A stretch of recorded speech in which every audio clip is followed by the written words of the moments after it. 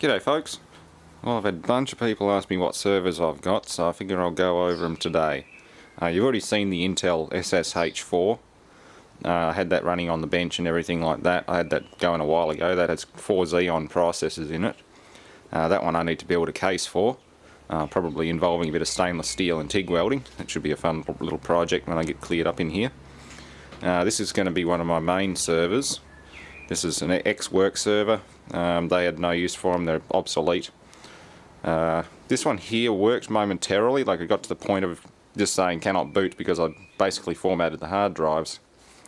And, pardon me, then it just went downhill from there. It started saying boot drive failure, or it couldn't address this SCSI bus.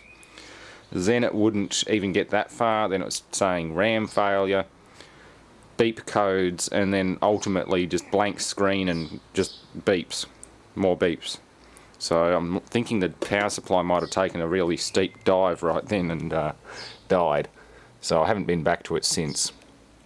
It does have onboard graphics, not all that crash hot. I think it's only 64 meg at the most. It does have 2 SATA ports on it, which is handy. I can throw a couple of 2 terabyte SATA drives in here. I've got 3 of these. Which ones are these? These are 146.8 gigabyte Ultra 320s.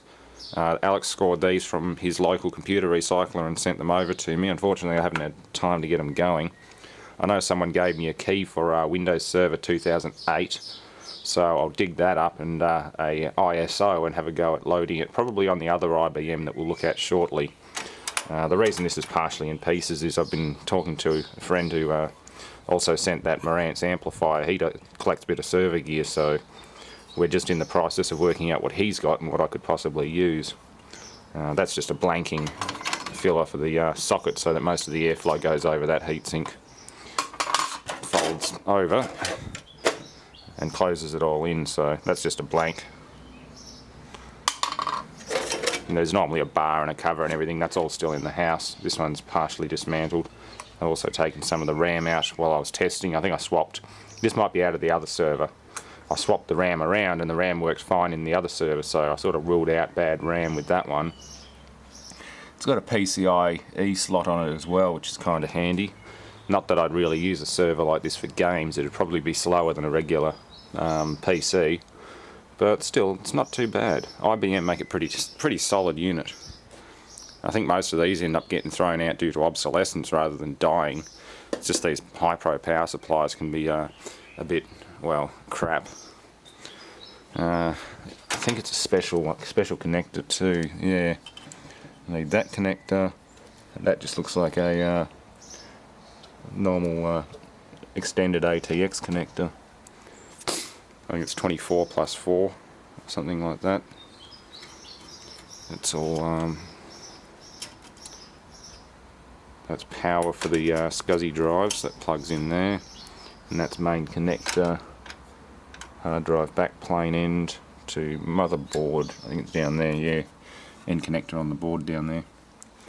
Anyway, that's this one here. It's an X Series 226 MT-M8648-1AM. So yeah, and of course Xeon processors. Well, one. This was just a lightened version of the dual CPU server, but it can be upgraded. I can drop another processor in there. I just need to look at the diagram. There's a nice big diagram on the side door, which tells you which jumpers and things to set to allow dual chips. I've got a feeling that might be it down there. I don't know. I'll have a look at the diagram and see what it says. It could be auto detect. In this day and age, I imagine it would be auto detect. Let's have a look at the other server, the other IBM. Okay, this is the second server. This one's a Pentium 4. I believe it's a 3.2. Pretty basic. It's only got 3 bays of drives. Seen better days. There's a lot of corrosion on these fan grills.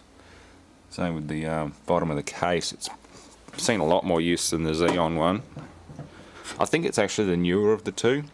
Our tech guy seems to think this was the newer of the lot. Different power supply. I can't swap it with the other one. So I'm kind of stuck with this for the time being until I figure out what's wrong with the big one, because I want to be able to have a full bay of 6 drives. But this one here is all blanked off. This has 73.4 gigabyte drives in it, 3 of them. It does need a recap. That cap there's blown out. It's the only one there, and the server still functions fine, but I'm going to have to pull the board out and recap it. But it does work, so yeah, this will probably be the first one that I do if I can't find a cheap power supply for the other one. Still got the original keys on it.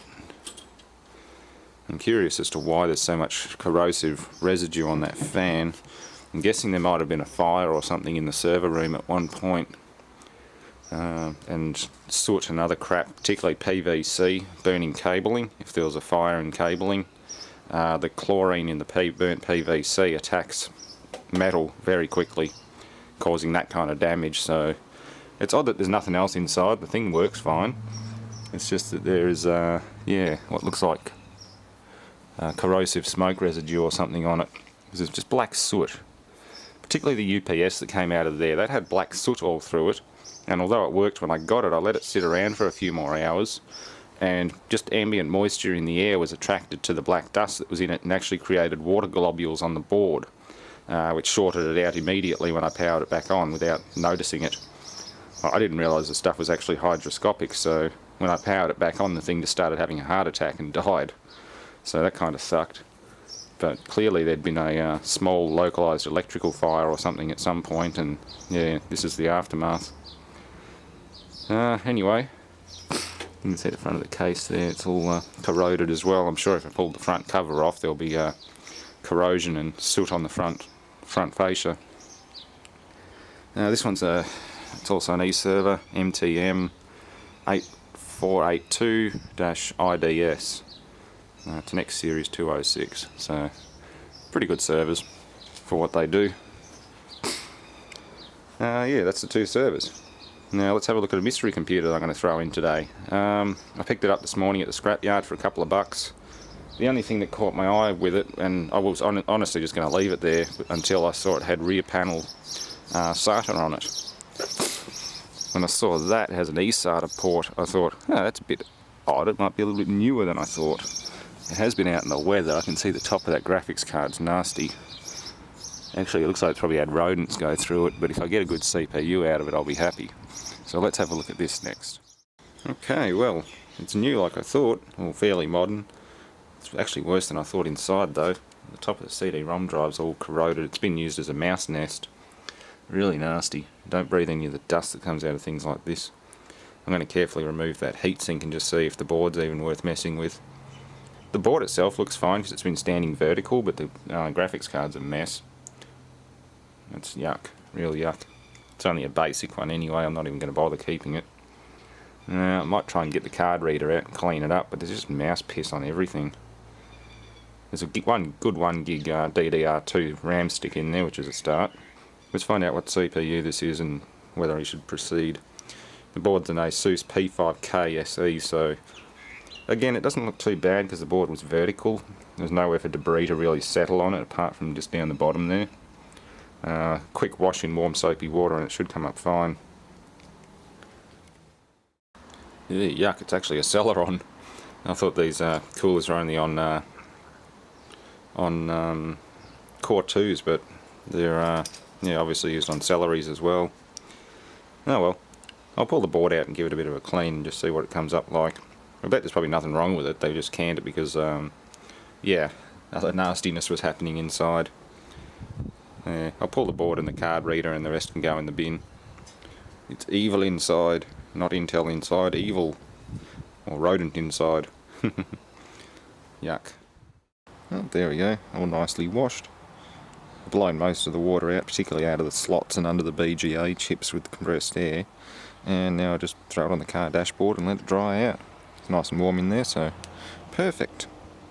This is the same treatment I gave the corner PC, the one that I do all my web surfing and IRC and all that stuff on, and that thing has lasted a hell of a lot longer than I expected for a crushed junkyard computer.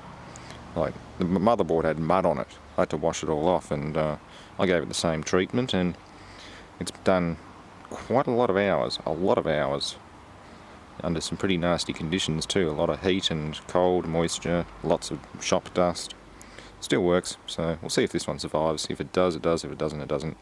Not concerned, but yeah, it's just a bit of rust from when the PC was originally left outside.